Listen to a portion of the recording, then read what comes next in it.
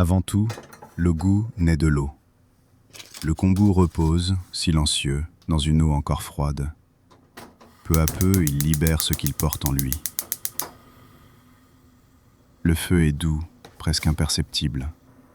Juste avant l'ébullition, le kombu est retiré. Puis viennent les flocons de bonite qui dansent un instant à la surface avant de sombrer lentement.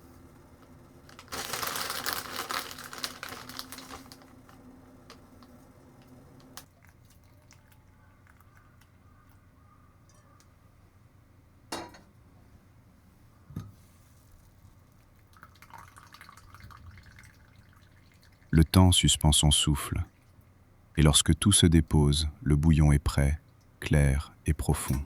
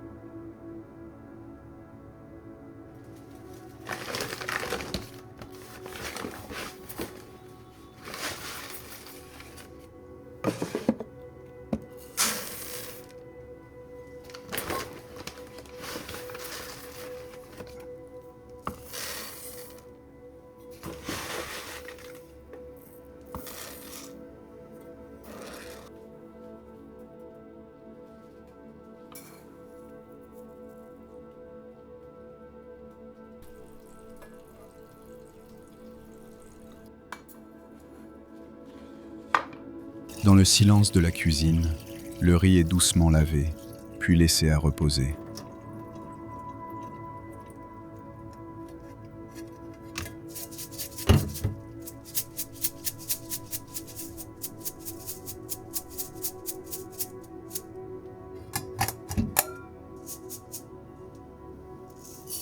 Le hagama attend, immobile et fidèle.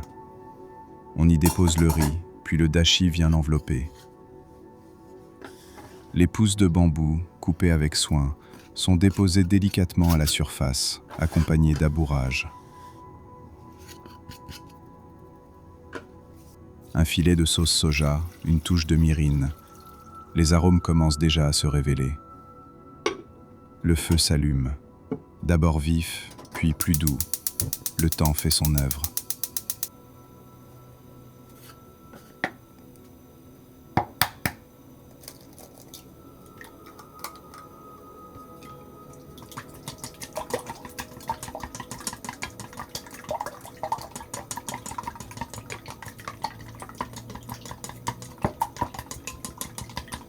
Dans les œufs battus, on ajoute le bouillon. Un dashi délicat, extrait du kombu et de la bonite séchée.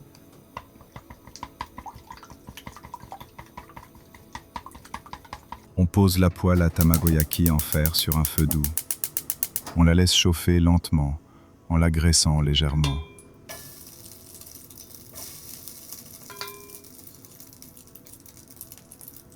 On verse une fine couche dans la poêle et un léger crépitement s'élève. On roule, doucement.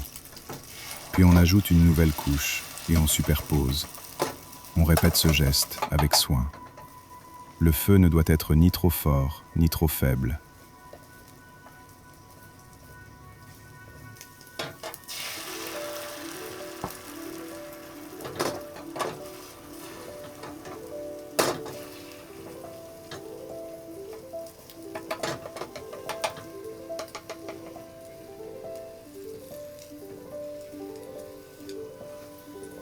Comme un dialogue avec le fer. On ajuste la forme, tout en gardant une texture moelleuse.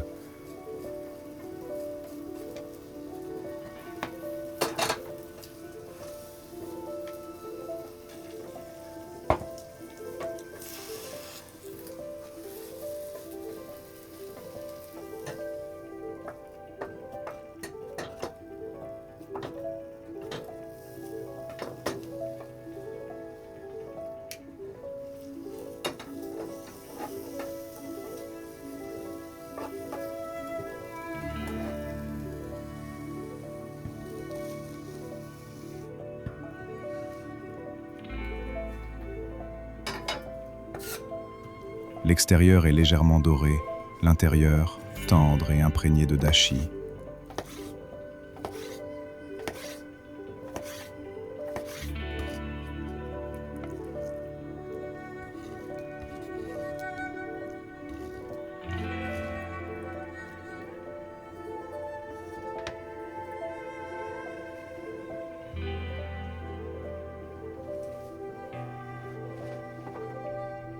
Le dashimaki tamago est prêt.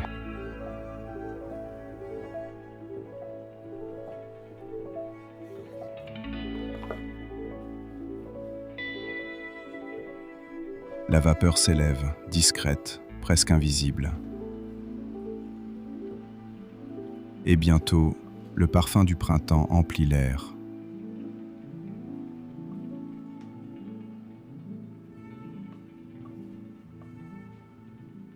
Un plat simple, mais profondément ancré dans la saison.